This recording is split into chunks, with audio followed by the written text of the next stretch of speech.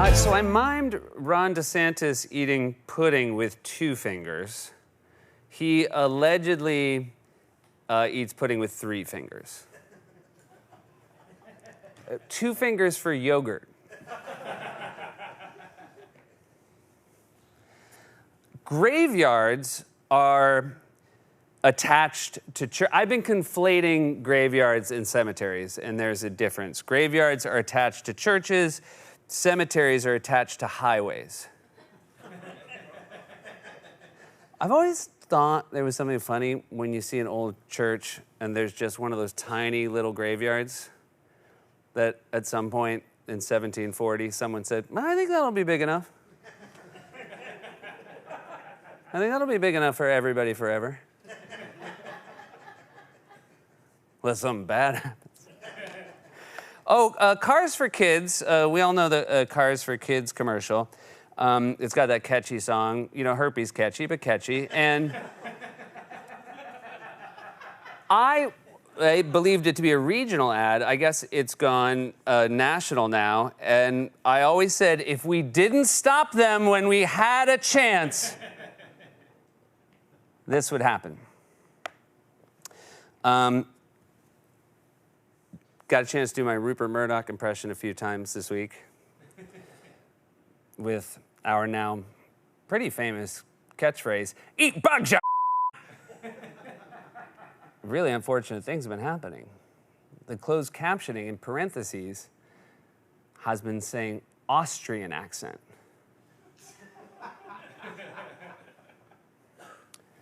Which must be very jarring for those who aren't hearing it. Wonder why I'm giving an Austrian accent to Rupert Murdoch. First of all, it wouldn't sound like that. I mean, if he'd been Austrian, like, I don't know, just pick a Austrian name out of a hat, Christoph Waltz. I guess it would sound like, eat bugs, Mr. Bond. So different. Okay, so we showed a clip of Tucker Carlson discussing testicle tanning, and none of these are my errors. They are Tucker's, but he's in a tough spot right now. He doesn't have a show to address his mistakes. So this is a situation where next man up, I'm going to jump in the fray here, do him a solid, and testicle tanning is a really bad idea. If you want to do it at all, which you probably shouldn't, you're going to want to do scrotum tanning because the testicles are inside. There's no... The sun would have to be so hot to get through the, again, to use a shoemaker term, scrotal wall. Or you do a whole, you take them out, and then you got to put them back in once you toast them up. And that's, to use a medical term, just a whole thing. I said alleged, it's alleged, or at least that's what they claimed. I said zoologists blew it with the spelling of zoologist because they just should have put, if there was ever a time to put 3 O's in a row, that would be it, right? You got the zoo part and you got the ology. Just don't shorten it. Be the one word with 3 O's. Well, there is already a word with 3 O's in a row. Pardon my pronunciation. Hysterosalpingo-oorectomy, which is a word that means hat.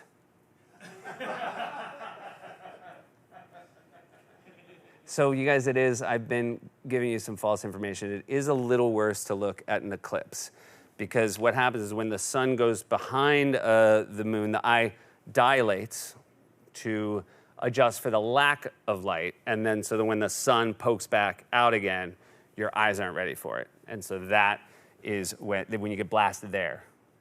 That is why it's worse for you to look. The eclipse isn't the bad moment. It's when the sun starts coming back out, your eyes aren't ready for it. Interesting fact, though, that's the only sunlight, that moment where it first comes out, that's the only sunlight hot enough to permeate the scrotal wall.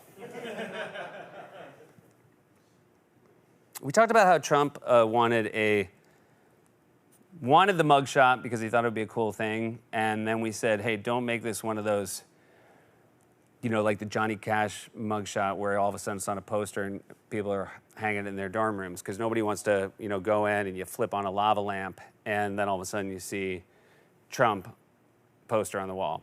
Well, some lava lamp owners gave us the news that when you flip on a lava lamp, it's not light.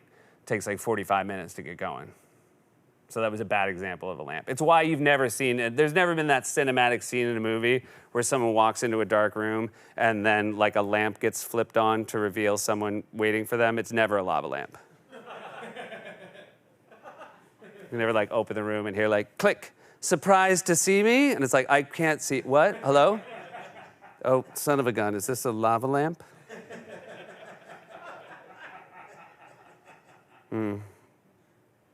Well, it's your ex-wife who you thought was dead.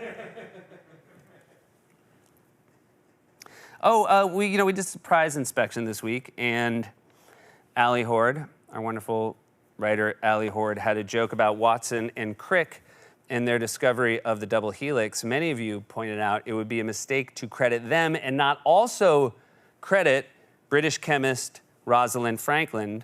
So I reached out to Allie and I said, a lot of people think Rosalind Franklin also deserves praise for that discovery. And do you know what Allie said to me?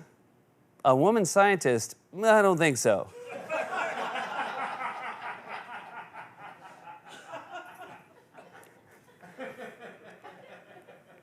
It was my mistake. Allie's joke did not actually say the double helix when I was busting on it, and so it was I was the one who erred there, not Allie.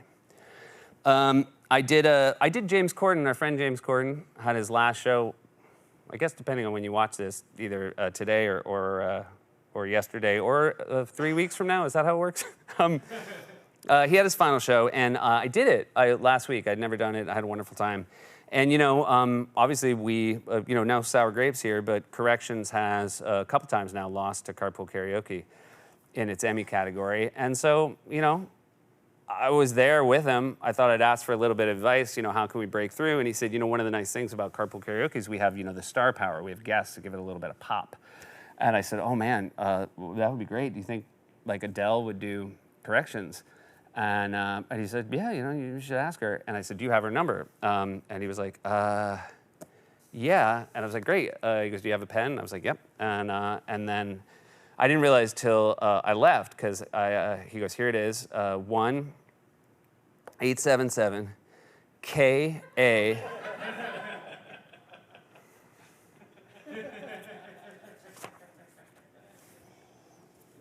We talked about the Stevie Nicks song, White Winged Dove.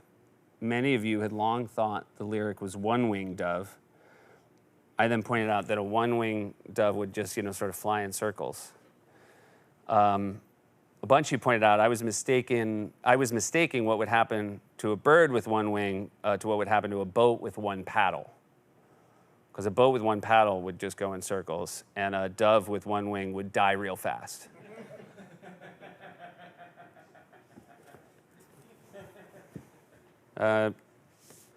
Jackal jokes. Every now and then the jackals send in jokes. We were talking about, again, this Tucker Carlson story, how Fox News supposedly been keeping an Oppo file against him and how that doesn't seem like I said, I don't think HR would approve if NBC kept an Oppo file on me and any of our staff. And someone said it would be hard for NBC HR to blackmail Wally because when it comes to HR, Wally is laying low.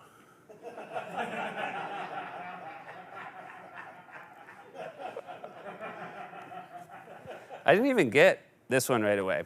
So we talked about Lindsey Graham's Meemaw feeding shrimp to the chickens, and someone wrote, and then we said, because you wouldn't feed shrimp to chickens. So someone wrote, chickens eat any and everything, but never give them bok choy.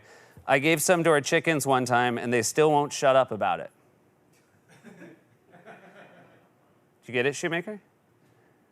Bok, bok, bok. It's a thinker, but, it's structurally sound.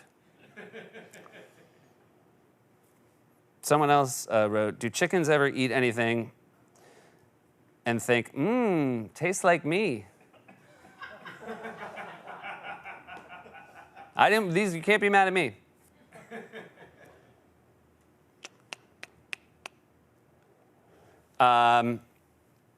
We talked about a funeral coach and how I was on the varsity funeral team in high school. It was a bit. But, and hold on, because this is going to get real. Someone said, I don't believe Seth was ever a varsity athlete. Well, I was. In fact, one year I lettered in track on our, I lettered on our varsity track team in high school. Track, cool thing about track in my high school was the only sport you couldn't get cut from. But this is not a correction. This is a true story about track was the only sport I did in high school. But I did my junior year. I decided to go out for the football team. And the reason I waited until my junior year is my brother was a freshman, and my brother decided to go out for football as a freshman, which is the correct time to start going out for a sport. And it was some sort of sibling rivalry thing kicked in because I never assumed the Myers boys were going to be high school football players, but as soon as my brother decided he was going to do it, I just had to do it. And I knew the coach of our high school football team. His son and I had grown up together. We were friends. And so I went and saw him, and I said, I want to go out for the football team. And he said, please don't come out for the football team. You're never going to play. It's going to be a massive waste of your time. I'm going to make you start with the JV kids, so you're going to be spending all your practices with freshmen and sophomore. And I was like, I don't care. I'm going to take this on. I appreciate that I made a mistake waiting, but this is very important to me. And he said, please don't do this. Please don't do this. And I said, I'm going to do it. And he goes, well, I can't tell you not to. And so that summer, I did 2-a-day practices, the worst time to participate in football, in August. And I did it for the full 2 weeks. I should note, my brother made it 2 days before he quit. So the reason I was doing it, just walked out the door. And I was like, I'm going to stick with it because I knew if I went home, my dad would call me a quitter. But when your younger brother goes home, they're like, he's whimsical. 2 weeks of 2-a-day practices. Then it's the last day of the summer, and I walk in, I get on my full, this is a true story, it's a very traumatic story for me. I get on my full football gear, and then the assistant coach says, coach wants to talk to you, and I go into the coach's office, and he says, I'm cutting you from the football team. And I, for real, did not think that was a possibility. And I said, you're cutting me from the football team? He goes, I just can't do this. I can't in good faith have you waste all your time. He said, I just feel like you have other talents. And I said, I can't believe you're doing that. I can't believe you wasted 2 weeks. And he goes, I do apologize. I should have done it right away. You seem so committed to this idea, but I am cutting you from the football team. And then I had to walk through a locker room full of guys and then change out of my football uniform and then walk out in street clothes. And it's a significant difference in outfits. Everyone knows, even the dumbest kid on the team was like, oh, something just happened here. So, and people talked about it forever. No one had been cut from the football team until I had been cut from the football team, and everybody knew about it. They were friends. I had friends on the football team. I then later, we had superlatives in our high school yearbook. I'm very happy to say I was best sense of humor in our high school superlatives. And I remember a football player said, I voted for you. And I said, thank you. And he said, I just thought it was so funny when you got cut from the football team. Anyway, I held a grudge for so long about the football coach having put me through that. Because it was, again, as traumas go, it's nothing. But it really did stick with me for years and years. Anyway, 15 years later, I'm on SNL. I get asked to go back to my high school to talk to the kids. And I'm walking down the hallway, and the football coach is now the guidance counselor. And I'm walking down the hallway, and I'm still mad at him. And I see him coming the other way, and he sees me, and he just points at me, and he said, I told you had other talents. And I realized he'd been right the whole time. I wasn't supposed to play football. I was supposed to do the other thing. I still iced him in the hallway. No, I know. Because you guys, football, my talents were not football. My talents are not even plural.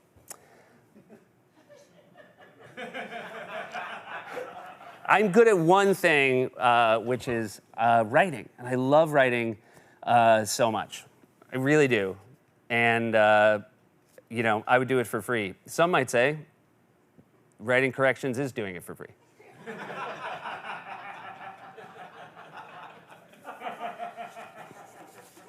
You might notice Pizza Hut's sponsorship ended at 1. I am deeply proud of the fact that I get to be a professional writer, and I bring this up because as of Monday at midnight, there might be a writer's strike, and if a writer's strike happens, that would shut down production on a great many shows. And I've been through this before in 2007, 2008. There was a very long strike when I was working at SNL, and it was really miserable. And it doesn't just affect the writers, it affects all the incredible non-writing staff on these shows. And it would really be a miserable thing for people to have to go through, especially considering we're on the heels of that awful pandemic that affected, obviously, not just show business, but all of us. And so I'm incredibly grateful that there are negotiators for both sides sitting and talking. I'm incredibly hopeful that they can come to an agreement.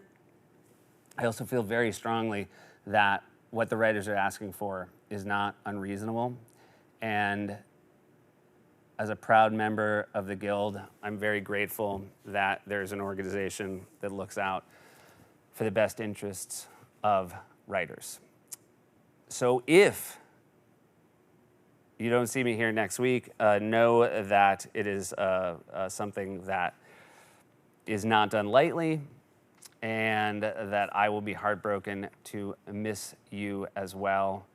And let's just keep our you-know-whats and see me when you see me.